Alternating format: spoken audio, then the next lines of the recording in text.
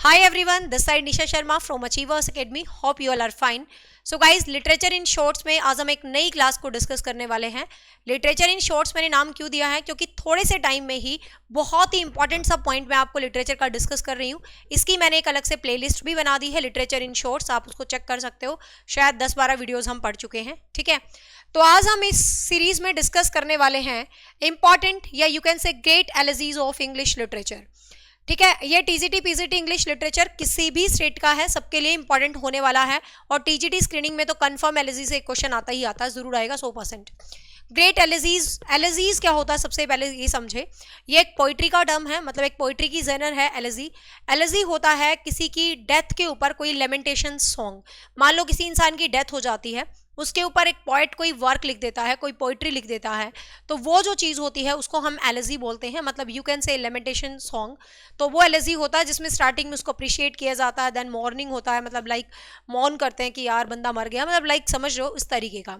तो लिटरेचर में सबसे इंपॉर्टेंट जो हुई है, जो अपने एग्जाम ओरिएंटेड हैं, देख लेते हैं वो कौन कौन सी हैं और किसके लिए. आपको याद रखना है कि वो एलिजी किसने लिखी और किस पर्सन के लिए लिखी है. ठीक है, तो सबसे पहले बात कर लेते हैं जब लिटरेचर आपका स्टार्ट होता है. जॉन स्केल्टन ने जो एलिजी लिखी थी, डियर्स ऑन एडवर्ड फोर्थ. ठीक है, तो डियर्स ऑन एडवर्ड फोर्थ जो एलिजी लिखी थी जॉन स्केल्टन ने, वो किंग एडवर्ड फोर्थ के लिए लिखी थी. ध्यान से दिख ही रहा है Edward fourth.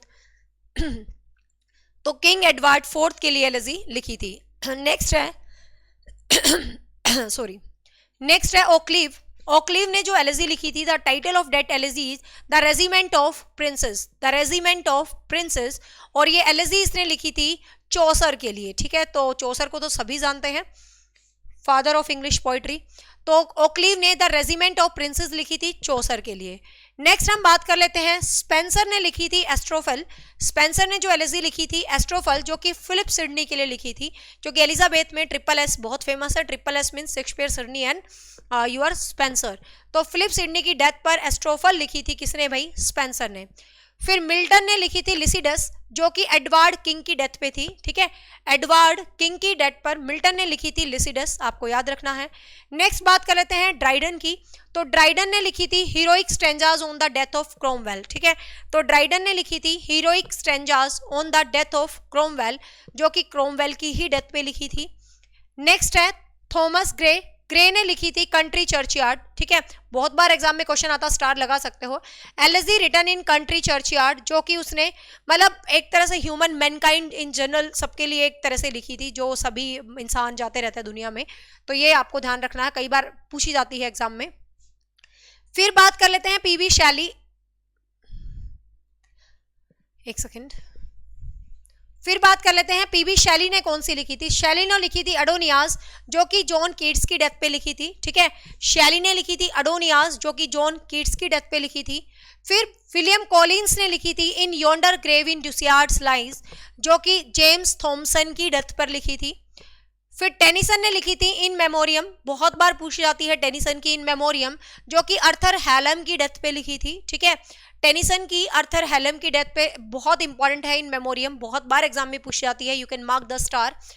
Next and very important, बहुत बार एग्जाम में अगेन इंपॉर्टेंट क्वेश्चन है जो पूछा जाता है, मैथ्यू ऑर्नर ने लिखी थी थायरसिस एंड रग्बी चैपल. दो लिखी थी इसने, एक अपने फादर के लिए और एक अपने फ्रेंड के लिए. ठीक है, तो रग्बी चैपल तो इसने अपने फादर के लिए लिखी थी और थायरसिस इसने अपने फ्रेंड अर्थर ह्यू क्लफ, ये एच लिखा ना, एच क्लफ मीन्स अर्थर ह्यू क्लफ इसका पूरा नाम था, उसके लिए लिखी थी.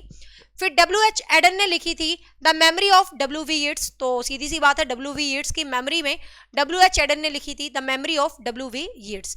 तो ये कुछ इंपॉर्टेंट एलिजीज थी, जिसमें से जो पेस्टोरल है, पेस्टोरल मतलब जो ये शेफर्ड्स की लाइफ की और इस टाइप की जो लाइफ को डिस्क्राइब करने वाली होती हैं, तो पेस्टोरल एलिजी 3 बहुत ज़्यादा फेमस है, एक मिल्टन की, एक शैली की और एक मैथ्यू आर्नल्ड की.